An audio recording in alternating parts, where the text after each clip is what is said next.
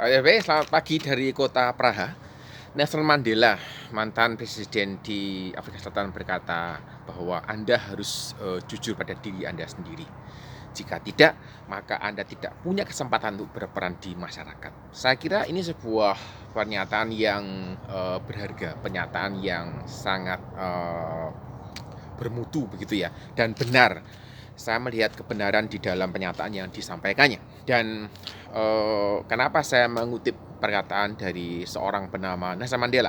Karena memang topik yang hari ini akan saya sampaikan berhubungan dengan masalah kejujuran. Di dalam dunia akademik ada satu fenomena yang dikenal dengan nama mendongkrak nilai. Bisa mendongkrak nilai di tingkat SMP, SMA, atau bahkan SD. Dan dongkrak nilai itu juga dilakukan di tingkat perguruan tinggi. Bagaimana fenomena ini punya pengaruh dan bagaimana situasi pendidikan ini dipengaruhi oleh fenomena ini, itu yang akan kita bicarakan pada hari ini. Nanti sambil jalan gitu ya, lihat-lihat situasi kota Praha, saya akan sampaikan materinya ya.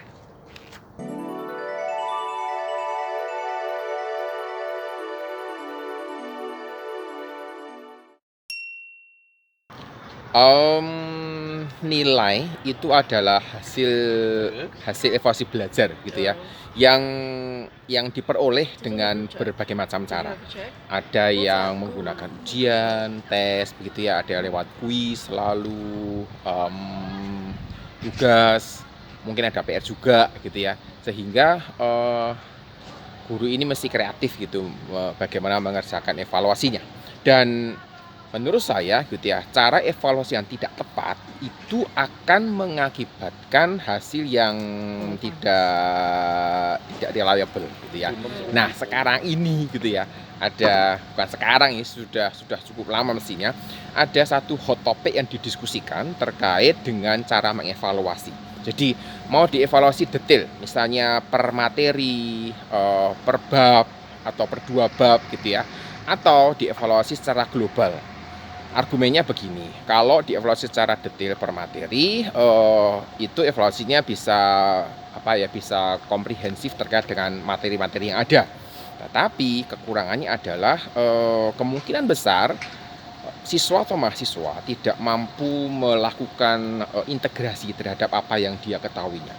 Kalau dibahas secara global, proses integrasinya terjadi ya, tetapi kehilangan proses detail di materi-materi yang diberikan. Nah, ini menjadi hot topic gitu ya, dan bagaimana caranya itu menjadi sesuatu yang terus dibicarakan supaya bisa mendapatkan hasil yang lebih tepat. Saat ini saya ada di dalam town hall ya, balai kota yang ada di kota Praha, balai kota yang lama gitu ya, di zaman abad medieval itu abad pertengahan gitu. Dan saya lanjutkan. Jadi nilai itu merupakan hasil belajar yang seharusnya diberikan apa adanya, bukan ada apanya. Dan ini oleh karena cakupannya itu mewakili hasil belajar, maka saya bisa mengatakan bahwa mendongkrak nilai gitu ya, itu jelas satu tindakan yang ilegal, tindakan yang tidak jujur. Sehingga tadi saya di awal video memberikan kutipan gitu ya, perkataan Nelson Mandela. Jadi bagaimanapun juga fenomena mendongkrak nilai ini pasti merupakan satu fenomena yang ilegal, sehingga kita mesti hindari. Dan ya, sebagai seorang guru, sebagai dosen, kita mesti memperhatikan itu dengan baik. Secara umum, nilai siswa itu bisa menjadi sebuah hiburan buat gurunya, juga bisa menjadi mimpi buruk. Kenapa? Karena nilai jelek siswa ini menjadi mimpi buruk ketika masyarakat atau orang secara umum mengatakan bahwa guru atau dosen bertanggung jawab terhadap nilai peserta didiknya. Langsung gitu, itu yang saya amati. Jadi ketika tim akreditasi mendatangi sebuah sekolah atau mendatangi sebuah prodi di kampus misalnya, ketika melihat wah ini nilainya ini jelek, cari dulu siapa gurunya, siapa dosennya, seperti itu. Saya melihat sangat jarang tim akreditasi mencoba menggali dari sisi mahasiswa gitu ya, yang memang tidak mau belajar seperti itu. Nah, ini menjadi satu hal yang kita mesti perhatikan. Karena buat saya hasil belajar atau nilai itu adalah kolaborasi antara siswa dan guru. Jadi siswa yang belajar dengan baik gitu ya, berkolaborasi dengan guru yang mengajar dengan baik, maka hasil belajarnya akan maksimal. Kalau gurunya ngajar dengan sangat baik, siswa tidak pernah belajar, hasilnya juga sama saja seperti itu. Atau siswa belajar dengan sangat baik, gurunya ngajarnya tidak karu-karuan, ya supportnya tidak bisa maksimal. Jadi saya punya pendapat bahwa selalu hasil belajar adalah kolaborasi antara siswa dan gurunya. Fenomena yang saya amati juga terkait dengan gini, guru ini melakukannya dengan terpaksa. Kenapa terpaksa? Karena guru takut jadi terdakwa utama terkait dengan nilai siswanya. Jadi daripada saya jadi terdakwa, daripada saya menjadi pihak yang terus dikejar kesalahannya, maka lebih baik saya tukar aja nilai. Itu sederhana gitu ya, sederhana, langkah yang mudah gitu, karena internal dia sendiri posisinya aman gitu. Karena ketika nilainya buruk, maka potensi atau kemungkinan dilakukan orang tua atau PHK dan sebagainya itu sangat besar, menjadi satu yang mesti diperhatikan. Dan urusan kolegial dengan rekan kerja, dengan kepala sekolah, dengan atasan dan sebagainya, jadi masalah yang cukup rumit, sehingga ini membuat situasi buruk ketika kita tentang nilai tadi. Sekarang ini saya sedang naik di Old Town Tower gitu ya, dan dari sini kita bisa melihat pemandangan kota Praha dari atas. Orang mengatakan bird's eye view, jadi cukup tinggi menaranya. Saya lanjutkan.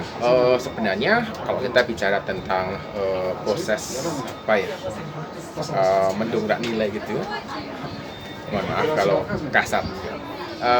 Cara yang paling umum adalah memberikan remediasi, dan remediasi ini biasanya diberikan gitu ya, kepada semua siswa.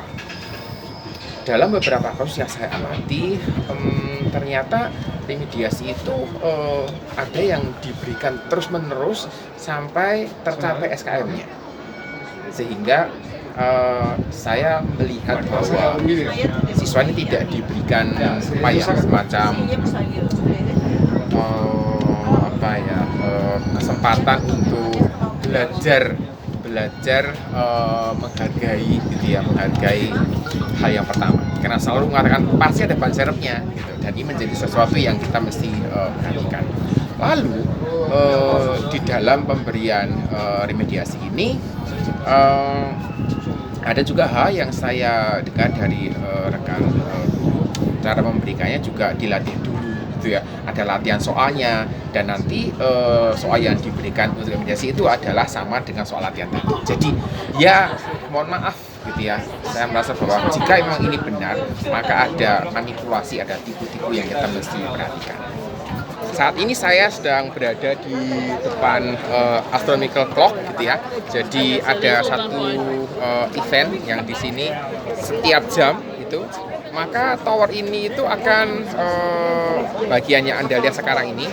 Nah, ini dia akan bergerak gitu ya. Ada animasinya dan cukup menarik begitu. Nah, saya teruskan dulu. Jadi fenomena yang ada di perguruan tinggi terkait dengan mendongkrak nilai ini ada beberapa hal. Yang pertama, seorang mahasiswa itu belum bisa lulus gitu ya, gara-gara satu mata kuliah. Apa yang terjadi? Ya udahlah, dosennya memberikan keringanan, ya udahlah kasih aja, diluluskan saja tanpa apapun gitu ya. Mungkin ada kondisi apa gitu, tapi ini buat saya juga fenomena mendongkrak nilai, karena ya tinggal satu, daripada nanti dia tidak lulus, kasih aja dah kira-kira begitu. Yang kedua, ini yang menurut saya agak absurd gitu ya, karena ada persaingan antar prodi gitu ya. Prodi ini juga bersaing untuk meraih, bukan predikat mestinya, tapi meraih semacam kebanggaan sebagai prodi dengan lulusan cum laude terbanyak, sehingga kemungkinan besar gitu ya, kemungkinan besar ada yang melakukannya. Dan ini menjadi satu hal yang mesti kita pikirkan bersama. Buat saya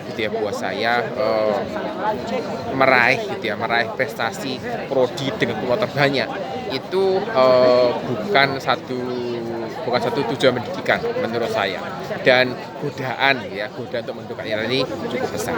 Kemudian terakhir fenomena ini terjadi juga gitu ya, ketika ada seorang mahasiswa gitu ya mengulang mata kuliah berkali-kali tidak lulus gitu ya, kemudian dia bikin jengkel mahasiswanya, kemudian dosennya ini merasa tertekan gitu ya oleh karena teman-temannya, akhirnya ya udahlah didukung aja nilainya supaya lulus. Padahal belum tentu dia itu mengulang dan bertanggung jawab, artinya mengulang dan belajar. Kalau ngulang berkali-kali dan tidak pernah belajar ya sama saja. Ini sesuatu yang kita mesti perhatikan, dan saya berharap juga di perguruan tinggi, khususnya rekan-rekan dosen bisa memperhatikan hal ini dengan lebih baik lagi. Nah, bagaimana situasi remediasi di perguruan tinggi? Rata-rata perguruan tinggi ini memberikan remediasi dengan cara yang hampir sama dengan di SD, SMP, SMA kalau ada ya. Ya diberikan ujian ulang, diadakan ujian khusus gitu ya. Tetapi juga prosesnya itu dilakukan dengan memberikan tugas tertentu gitu ya. Pokoknya kerjakan tugas gitu ya, wis pasti lulus gitu. Dan seringkali tugasnya itu tidak berhubungan dengan kompetensi mata kuliah yang terkait. Jadi misalnya tugasnya adalah membuat slide dosennya lebih baik seperti itu. Nanti diluluskan deh, itu imbalannya. Nah ini tidak berhubungan sama sekali, dan menurut saya model tugas seperti ini mesti dihindari karena tidak mencerminkan kompetensi dari mata kuliah yang diambil atau yang diluluskan tadi. Lalu ya prosesnya sih mirip-mirip begitu ya. Remediasinya ini diharapkan diberikan sampai dengan yang bersangkutan itu lulus. Mahasiswa tidak akan belajar menghargai hal yang pertama. Kenapa? Karena selalu ada bagian catatan yang kedua. Jadi fenomena mendongkrak nilai ini menjadi sesuatu yang mesti kita perhatikan, mesti menjadi sesuatu yang diperbaiki supaya kita tidak masuk di dalam area gitu ya yang membuat pendidikan ini tidak jujur lagi. Dalam sebuah tulisan di Kompasiana, saya pernah menuliskan bahwa fenomena dongkrak nilai ini lebih berbahaya daripada ijazah palsu. Kenapa? Karena ijazah palsu dapat dideteksi. Mana yang mengeluarkan, lembaganya kredibel atau tidak begitu. Tapi kalau dongkrak nilai, ijazahnya asli keluar gitu. Tetapi kompetensi yang dimasukkan di dalam transkrip bukanlah kompetensi yang sebenarnya. Saya kira itu yang saya sampaikan pada hari ini dari pusat kota di kota Praha, di Old Town Square gitu ya. Saya menyampaikan hari ini, semoga bisa bermanfaat buat sahabat semua. Sampai jumpa di channel materi-materi selanjutnya ya.